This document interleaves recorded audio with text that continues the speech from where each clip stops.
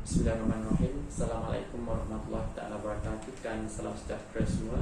Seperti yang telah kita sedia maklum, pihak Majlis Keselamatan Negara telah mengumumkan akan pelaksanaan PKPB ataupun CMCO di kawasan Lembah Kelang bermula di tengah malam ini.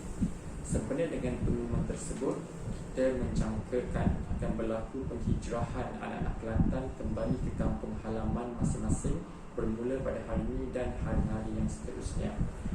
Oleh yang demikian, saya sukalah untuk mencadangkan perkara-perkara berikut.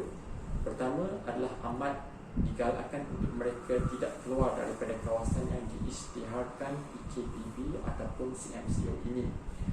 Ini merupakan langkah terbaik dari segi konsep pengawalan jangkitan dan juga terbaik dari segi agama Islam berdasarkan hadis Nabi SAW yang bermaksud, apabila kamu mendengar wabak sesuatu tempat, maka janganlah kamu pergi ke situ, dan apabila ia berlaku di tempat kamu, maka janganlah kamu keluar daripadanya. Hadis riwayat Imam Muslim. Seterusnya, sekiranya kepulangan mereka tidak dapat dielakkan, adalah amat penting untuk mereka mengikuti langkah-langkah tertentu untuk mengelakkan daripada tercetusnya kluster baharu di Kelantan. Langkah-langkah tersebut antaranya, sekembalinya ke Kelantan, mereka disarankan untuk tinggal di kediaman berasingan. Contohnya tinggal di rumah rehat keluarga, rumah keluarga yang kedua atau yang ketiga, di istana hinggap, di homestay, hotel, resort dan lain-lain. Sekiranya mereka perlu juga tinggal di rumah keluarga, contohnya dalam kes anak-anak remaja yang belajar di universiti, mereka perlulah ditempatkan di bilik berasingan yang mempunyai bilik air di dalamnya, iaitu ensuite bathroom.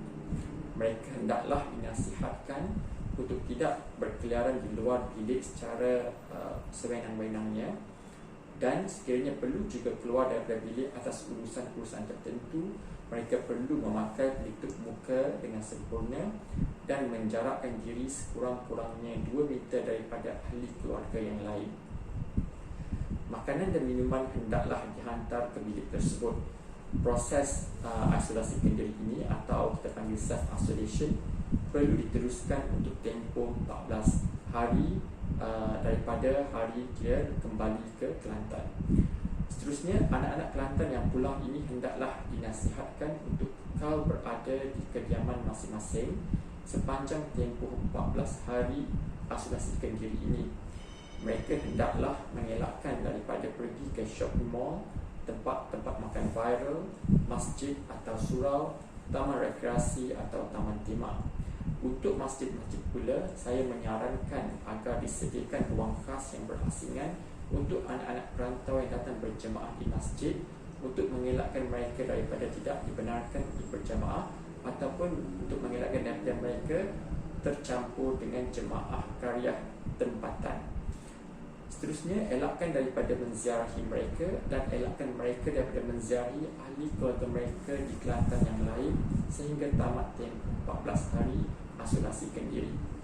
Sekiranya mereka mula mengalami gejala, sila bawa mereka ke klinik kesihatan yang berdekatan untuk proses saringan. Pihak Kementerian Kesihatan akan menyaring semua perantau bergejala yang datang daripada kawasan-kawasan berisiko dalam masa 14 hari. Sila pantau pengumuman terkini daripada pihak Kementerian Kesihatan berkenaan dengan proses ataupun mereka-mereka yang perlu disaring.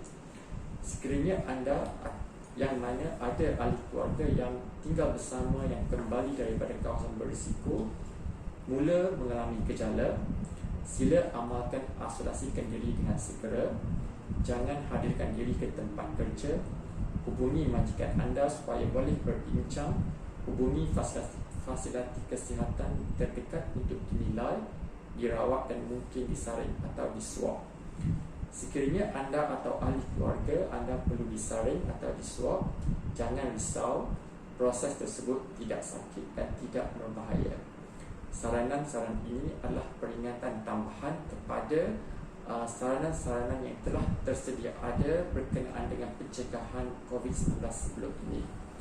Semoga kita bukan sahaja mengamalkan konsep kita jaga kita, bahkan kita sepatutnya mengamalkan konsep kita jaga kita, ahli keluarga kita, rakan-rakan kita dan masyarakat sekeliling kita.